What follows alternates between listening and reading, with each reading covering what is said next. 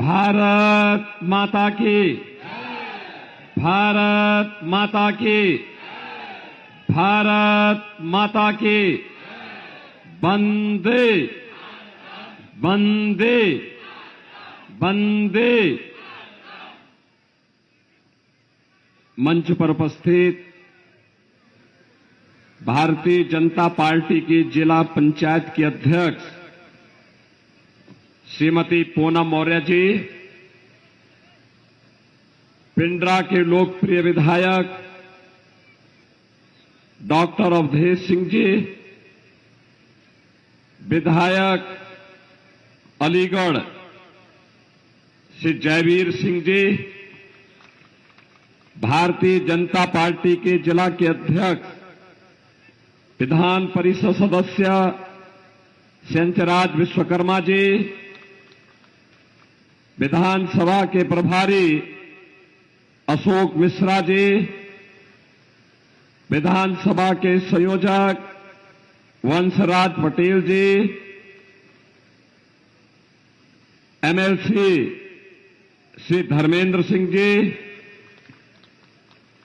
पूर्व मंत्री किसान मोर्चा जय सिंह मुन्ना जी,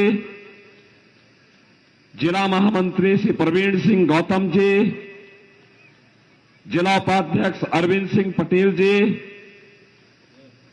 हमारे रोहनिया के लोकप्रिय विधायक श्री सुनील पटेल जी,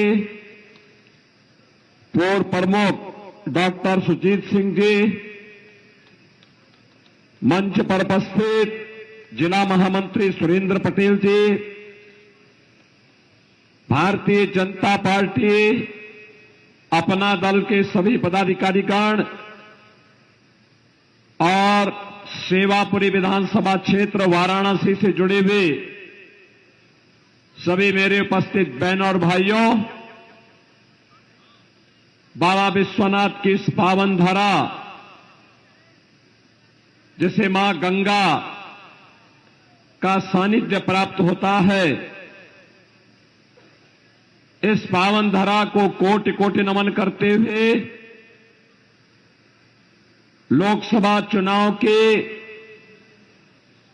प्रचार के अंतिम चरणों की ओर जा रहा है लोकतंत्र का महापर्व, आप सबका मैं हृदय से अभिनंदन करता हूं, स्वागत करता हूं। बहनों और भाइयों,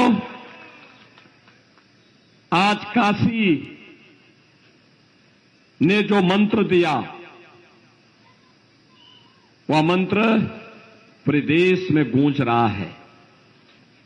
काशी का मंत्र था कि फिर एक बार मोदी सरकार, फिर एक बार, फिर एक बार, और मोदी सरकार का मंत्र आज पूरे देश के अंदर गूंज रहा है। उत्तर, दक्षिण, पूरब, पश्चिम देश के अंदर अलग अलग राज्यों में मुझे जाने का अवसर प्राप्त हुआ। मैंने देखा है जो काशी के मन में है वही पूरे देश के मन में है।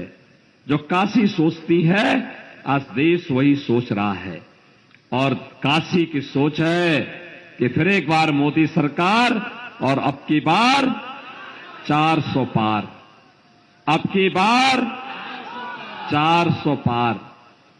बहनों और भाइयों, 400 पार होना है तो काशी में नया रिकॉर्ड भी बनना है। सहमत हैं? बनाएंगे? हम सब काशी वासियों को तो इस बात पर गौरव की अनुभूति होनी चाहिए कि 10 वर्ष में मोदी जी ने काशी की कायाकल्प की है। काशी हमारी अत्यंत प्राचीन और इतिहास और पुराण से भी प्राचीन हमारी पावन नगरी है, आध्यात्मिक नगरी है। भारत की आध्यात्मिक और सांस्कृतिक विरासत का प्रतिनिधित्व करती है। लेकिन आजादी के बाद 70 वर्षों तक उपेक्षा का दंश झेलती रही। सड़कें संकरी थी, विकास का अभाव था,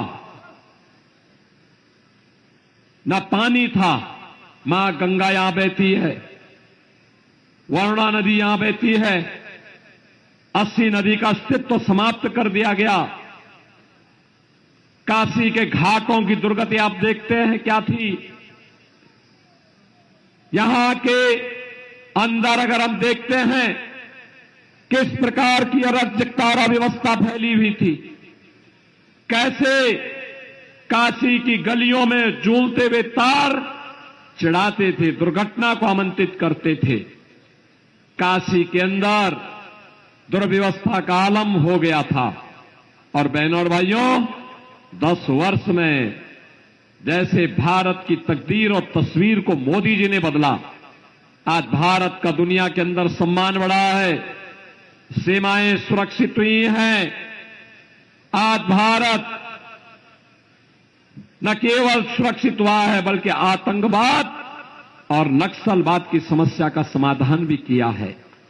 आज का भारत, बहनों और भाइयों, कांग्रेस के समय में आतंकी घटनाएं घटित होती थी और जब हम संसद में इस मुद्दे को उठाते थे तो कांग्रेस की तत्कालीन सरकार कहती थी कि आतंकवादी सीमा पार के हैं। और आज तो पटाखा भी फट जाए तो पाकिस्तान पहले सफाई देता है, कहता साहब हमारा हाथ नहीं है। बहनों और भाइयों, ये भारत की ताकत है। मोदी जी के नेतृत्व में भारत पावरफुल हुआ है, एक वर्ल्ड पावर बना है। एक तरफ भारत की शक्ति और दूसरी तरफ विकास, हाईवे 4 लेन, 6 लेन, 8 लेन, 12 लेन, रेल की नई नई सेवा। आज आप देखते होंगे एयरपोर्ट की तर्ज पर बन रहे रेलवे स्टेशन, वंदे भारत, अमृत भारत और नमो भारत जैसी वर्ल्ड क्लास ट्रेन की सुविधा, मेट्रो।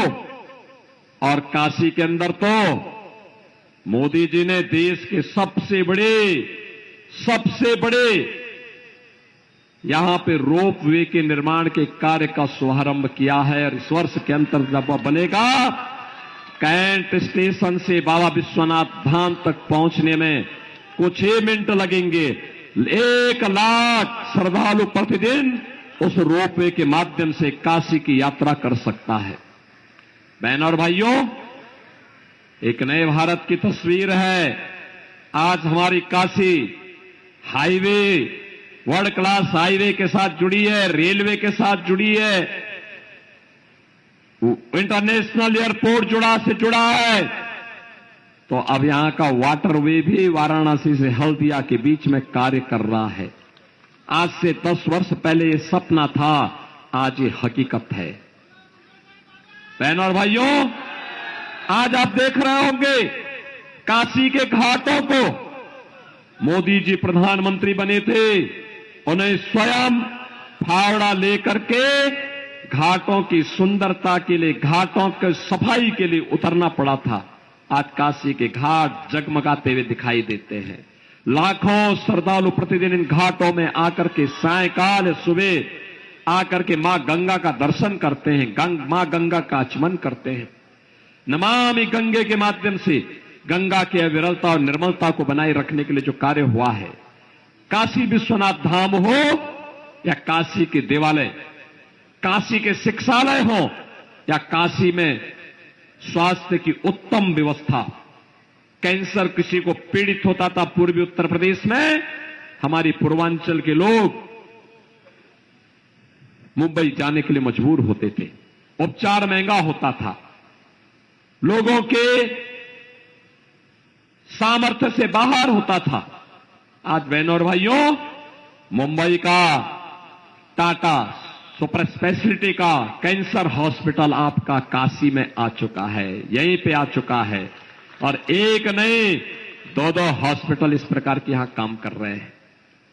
बहनों और भाइयों, देश के अंदर 60 करोड़ लोग फ्री में राशन की सुविधा का लाभ प्राप्त कर रहे हैं। और मैं तो कांग्रेसियों से कहता हूं, जो लोग पाकिस्तान का राग अलाप रहे हैं, मैं इनसे कहता हूं तनिक तो शर्म करो। देखो, भारत 80 करोड़ लोगों को फ्री में राशन दे रहा है और एक कमबख्त पाकिस्तान है, 23 करोड़ की आबादी वहां भूख से बिलख रही है। हम 80 करोड़ लोगों को राशन दे रहे हैं और मोदी जी ने 10 वर्ष में जितनी पाकिस्तान की आबादी है उससे बड़ी आबादी को देश के अंदर गरीबी रेखा से ऊपर खुशहाल जीवन जीने के लिए आगे बढ़ाया है। 60 करोड़ लोगों को प्रतिवर्ष 5 लाख रुपए का आयुष्मान में मुफ्त में उपचार की सुविधा, 12 करोड़ किसानों को किसान सम्मान निधि, 12 करोड़ घरों में शौचालय का निर्माण, 10 करोड़ घरों में रसोई गैस का कनेक्शन और वाराणसी के अंदर तो 40,000 घरों में पहुंच चुका है। आपके घरों में एलपीजी का कनेक्शन अब पाइप के माध्यम से पहुंच चुका है और हमारा प्रयास है इस वर्ष तक इसको 50,000 तक पहुंचाने का। बहनों और भाइयों, ये बदलता हुआ काशी है। जब काशी बदलती है, काशी की कायाकल्प होती है, तो कायाकल्प उत्तर प्रदेश की होती है, उत्तर प्रदेश से देश की होती है।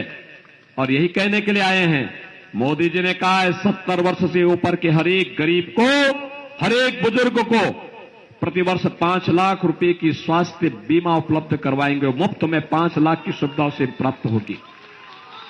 4 करोड़ गरीबों के मकान बने हैं, बाकी बचे जितने हैं अगले 5 वर्ष के अंदर उन गरीबों के भी एक एक मकान बनेंगे।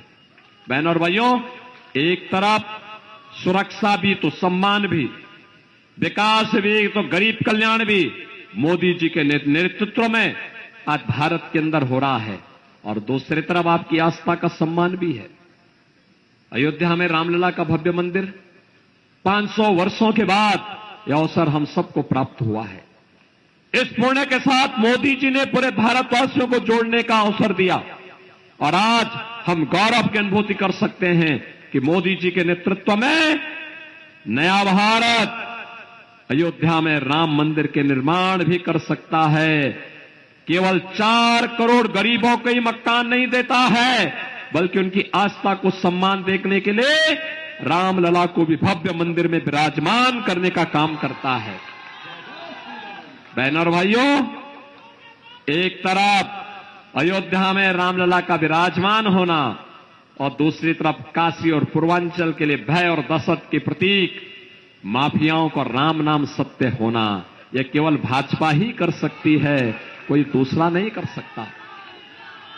बहनों और भाइयों, मैं कहना चाहता हूं, ये कांग्रेस का प्रत्याशी, इसके भाई की हत्या ये माफिया किए थे, लेकिन इन्होंने इन माफियाओं के सामने घुटना टेकने का काम किया था।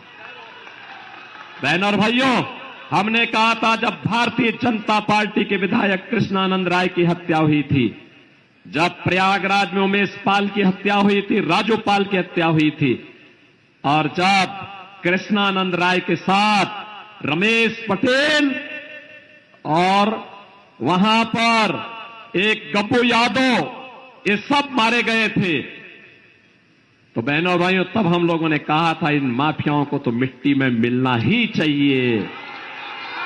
और बहनों और भाइयों, आज आप देख रहे होंगे समाजवादी पार्टी जिन माफियाओं के सामने नाक रगड़ती थी, आज उन माफियाओं को मिट्टी में मिला करके यहां पर शहीद हुए उन जवानों को भारतीय जनता पार्टी के पूर्व विधायक कृष्णानंद राय को और स्वर्गीय अवधेश राय को भी श्रद्धांजलि देने का काम आज भारतीय जनता पार्टी की सरकार ने किया है। और इसलिए आज मैं आया हूं आपके पास कहने के लिए, सुरक्षा हो या सम्मान, ये केवल भाजपा आपको दे सकती है। ये कांग्रेस देश की भावना के साथ खिलवाड़ कर रही है। आज ये कहती है कि अगर कांग्रेस की सरकार बनेगी तो ये अनुसूचित जाति और पिछड़ी जाति के आरक्षण को मुसलमानों में बंदर बांट करेंगे। बहनों और भाइयों, धर्म के आधार पर आरक्षण नहीं हो सकता। बाबा साहब भीमराव अम्बेडकर ने कहा है, ये बाबा साहब भीमराव अम्बेडकर का अपमान कांग्रेस कर रही है और भारतीय जनता पार्टी कहती है कि हम लोग आरक्षण, अनुसूचित जाति और पिछड़ी जाति के आरक्षण के अधिकार पे किसी को डकैती डालने की छूट नहीं देंगे। बहनों और भाइयों, ये कहते हैं कि अगर सत्ता में आए तो भारतीयों पर विरासत टैक्स लगाएंगे। ये विरासत टैक्स क्या है जानते हैं आप? कांग्रेस का ये विरासत टैक्स औरंगजेब का जजिया कर है। औरंगजेब जानते हैं मुगलों में सबसे क्रूर बादशाह हुआ था। कोई मुसलमान भी अपने पुत्र का नाम औरंगजेब नहीं रखता, क्योंकि औरंगजेब ने सबसे पहले अपने भाई की हत्या की, फिर अपने बाप शाहजहां को कैद कर दिया था। शाहजहां ने औरंगजेब के बारे में लिखा है कि तुझ जैसा कमबख्त पुत्र किसी को पैदा ना हो, क्योंकि तूने मुझे जीते जी एक एक बूंद पानी के लिए तरसाया है।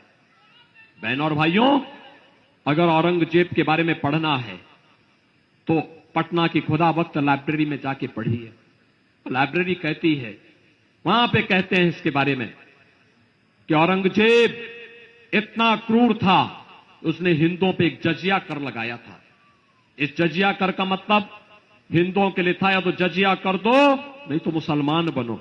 आज कांग्रेस औरंगजेब के राह पर चल रही है, कहती विरासत टैक्स लगाएंगे। विरासत टैक्स का मतलब आपके पूर्वजों ने, आपके बाप ने, आपके बाप दादों ने, आपके पिता ने, आपके बाबा ने, आपकी मां ने या आपकी दादी ने कोई संपत्ति अर्जित की है और उस संपत्ति विरासत में आपके नाम पर आई है। एक तरफ उत्तर प्रदेश में हमने कहा कि अगर मां बाप की संपत्ति है तो सतह बेटे के नाम पे आ जाएगी। अगर पिता जीते जी अपने पुत्र के नाम पे करना चाहता है तो मात्र 5,000 रुपए में हमने एक स्टैंप लगा करके कहा कि इसमें कोई अन्य स्टैंप नहीं लगेगा, ये व्यवस्था हम उनको देंगे। एक तरफ विरासत का सम्मान हम कर रहे हैं और दूसरी तरफ कांग्रेस कहती है कि हम एक विरासत टैक्स लगाएंगे। विरासत टैक्स का मतलब आधी संपत्ति ये कांग्रेस के लोग ले लेंगे और आधी संपत्ति लेकर के इसको फिर अफगानिस्तान, पाकिस्तान और बांग्लादेश से आए हुए घुसपैठियों को और रोहिंग्या मुसलमानों को देने का काम करेंगे। अब आप सोचो, आपके 4 घर का मकान है, 4 कमरे हैं, पिता ने बनाया है या आपके बाबा ने बनाया है। आज कांग्रेसी कहेंगे 4 कमरे हैं, आधा विरासत टैक्स में चला गया, यानी 2 कमरे खाली करो। अब 2 कमरे में आप रहेंगे, 2 कमरे में किसी पाकिस्तानी को रख देंगे तो क्या आपका परिवार रह पाएगा? क्या रह पाएगा? क्या आप कांग्रेस को विरासत टैक्स लगाने की छूट देंगे? क्या ये क्या कहते हैं, जब सत्ता में आए तो यानी पर्सनल लॉ लागू करेंगे। पर्सनल लॉ का मतलब जानते हैं आप? पर्सनल लॉ का मतलब बेटी स्कूल नहीं जा सकती, महिलाएं बाजार नहीं जा सकती, 3 तलाक को फिर से लोग लागू करेंगे और कहते हैं कि हम पर्सनल लॉ को लागू करके भारत के अंदर तालिबानी शासन लाएंगे। हम कहते हैं भारत के अंदर बाबा साहब भीमराव अंबेडकर से भारत चलेगा, किसी शरीयत के कानून से भारत नहीं चल सकता है। यह भारत की घोषणा है, मोदी जी की घोषणा है। बाबा साहब भीमराव का अंबेडकर का संविधान भारत का संचालन करेगा। ये कहते हैं, कांग्रेस के लोग कहते हैं सत्ता में आएंगे तो अल्पसंख्यकों की रुचि के अनुसार उनके खान पान की स्वतंत्रता देंगे। ऐसा कौन सा खान पान है जो बहुसंख्यक खाता है और अल्पसंख्यक नहीं खाता है? अरे लिट्टी चोखी वो भी, चोखा आप भी खाते होंगे, वो भी खाते होंगे। बाटी चोखा आप भी खाते हैं, वो भी खाते हैं। रोटी दाल चावल सब्जी रोटी सब आप भी खाते हैं, वो भी खाते होंगे। पकौड़ी पूड़ी आप भी खाते होंगे, वो भी खाते होंगे। लेकिन एक जगह ठहर जाता है, जब कोई मुसलमान कहता है कि मैं गौ हत्या करूंगा, गौ मांस खाऊंगा, हिंदू उसमें अड़ जाता है, कहता है जन्म जन्म का नाता है, गाय हमारी माता है। क्या बोलता है? जन्म जन्म का नाता है, जन्म जन्म का नाता है। क्या आप कांग्रेसियों को गौ हत्या करने की छूट देंगे? क्या इनको छूट देंगे? क्या बहनों और भाइयों, राम जन्मभूमि का जो पुण्य मोदी जी के कारण आपके साथ जुड़ा हुआ है, गौ हत्या करके पाप में बदल जाएगा। ये पाप कतई मत होने देना। कांग्रेस को वोट देने का मतलब पाप अपने ऊपर एक पाप का बोझ ले लेना। ये पाप नहीं आना चाहिए। भारत को भारत बने रहने के लिए इस देश की आवाज के साथ कि जो राम को लाए हैं हम उनको लाएंगे। इस आवाज के साथ हम सबको जुड़ना होगा और इसीलिए आज मैं आपके पास आया हूं। मैं जानता हूं, पूरी दुनिया जानती, पूरा देश जानता है, मोदी जी रिकॉर्ड वोटों से जीतेंगे। लेकिन बहनों और भाइयों, चूंकि यहां से हमारा विधायक नील रतन पटेल अस्वस्थ होने के कारण चुनावी सभा में नहीं आ सकता था, इसलिए मैंने कहा उनकी बिटिया है लेकिन वो स्वयं नहीं आ सकते थे, इसलिए मैंने कहा मैं स्वयं जाऊंगा, जनता जनार्दन से अपील करूंगा, मोदी जी की बात को आप तक पहुंचाऊंगा और आपसे अपील करूंगा। विकास जितना काशी में हुआ है, मोदी जी ने कहा है ये तो एक झलक है, अभी तो एक ट्रेलर है, अभी तो पूरी फिल्म विकास की आगे बढ़नी है। काशी को दुनिया की सुंदरतम नगरी के रूप में बदलना है और इसके लिए मैं आया हूं आपसे कहने के लिए। बहनों और भाइयों, 4 दिन का समय है, ये 4 दिन मोदी जी के लिए और देश के लिए देंगे? सभी लोग देंगे? सभी लोग देंगे? हाथ खड़ा करके मुझे आश्वस्त करो, सभी लोग देंगे? ये 4 दिन आप सबको, बहनें होंगी, नौजवान होंगे, अन्नदाता किसान होंगे, हर तबके के नौजवान भी होंगे, सबसे मैं कहूंगा 4 दिन, हर दिन 10-10 घर में जाकर के मोदी जी के लिए कमल खिलाने के लिए, भारतीय जनता पार्टी को जिताने के लिए आप हर दिन 10-10 परिवारों को तैयार करेंगे।